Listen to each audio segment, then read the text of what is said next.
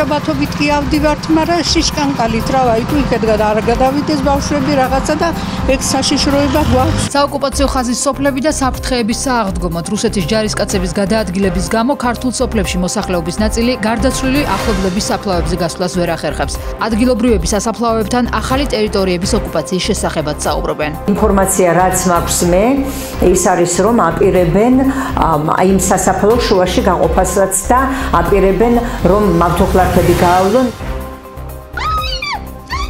ოკუპირებული საფლავების თემის გასაშუქებლად ადგილზე ჩასულ ჟურნალისტებს ფიზიკური შეურაცხყოფა მიაყენეს. შორენა ბიჭიკაშვილი და სოსო მჭედლიშვილი სოფელ აძვში ერთ-ერთი ადგილობრივი სამიზნე გახდნენ. მომხდარზე დაწყებულია გამოზიება ჟურნალისტებისთვის პროფესიულ საქმიანობაში ხელის შეშლის მოხლით. ჩემი საკუთარი ტელეფონით დავიწყე ამ ადამიანის გადაღება, რომ დამეფიქსირებინა როგორი აგრესიული იყო ჩვენს მიმართ.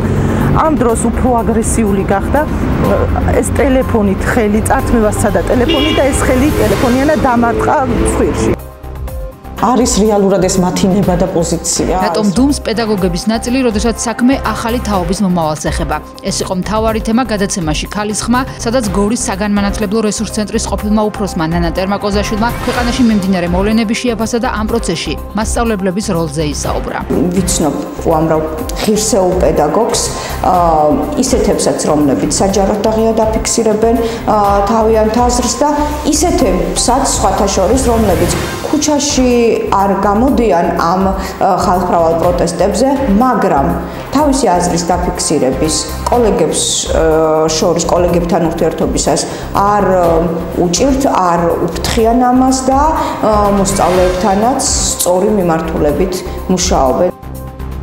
ამ ყველაფერზე ჩვენც უნდა მოვიღოთ ხმა, ჩვენც უნდა გავავრცელოთ სწორი მიდგომა და არ უნდა დარჩეს ეს მოკლედ ჩვენი აღმოჩენა ჩვენთან. ქვეყანა ვიზა ლიბერალიზაციის დაკარგვის საფრთხის წინაშე. რა მიიღეს ახალგაზრდებმა ევროპაში უვიზო მიმოსვლით და რატომ არის მნიშვნელოვანი საქართველოს ევროინტეგრაცია? ეს საკითხები განიხილეს ალგორითმის სტუდიაში სტუმრებმა, რომელიც ევროინტეგრაციის დისკრედიტაციის საპასუხოდ ფართოდ გავრცელებული პროპაგანდის ფონზე რეალური ფაქტების განხილვას და დეზინფორმაციის მხილებას ეხებოდა. მოდი დავფიქრდეთ, რასაც დღეს ქართული ოცნება გვთავაზობს ეს მშვიდობაა თუ რეალურად რუსეთმა ოკუპაცია საქართველოს ოკუპაცია დღეს ომის გარეშეც ტყუის გაუსროლელად მოახდინა. დრო აღარ მოუწყუდეთ ნამდვილი მშვიდობა რუსული გავლენებისაგან თავის დაღწევა და არა მისი გაძლიერება. ფიზიკურად ძალიან რთულდება ხოლმე ასეთ გარემოცვაში ცხოვრება და პრობლემა არის სხვა და რეალურად ეს არის ასახვევი. თვალის ასახვევი არის LGBTQ თემატიკა არის თვალის ასახვევი მოსახლეობისთვის რომ თითქოს ყველაფერი კარგად არის, არაფერი არ გვაწუხებს და მხოლოდ ერთი პრობლემა არის ფერადის სარტყელისაგან.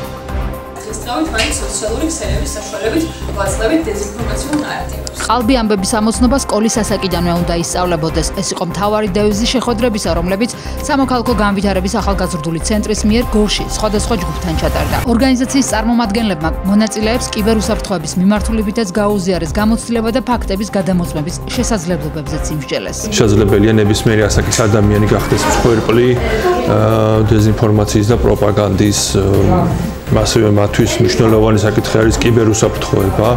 აქედან გამომდინარე სწორედ ამ საკითხებზე დღეს გქონდა კიდევ ერთი შეხვედრა გორში.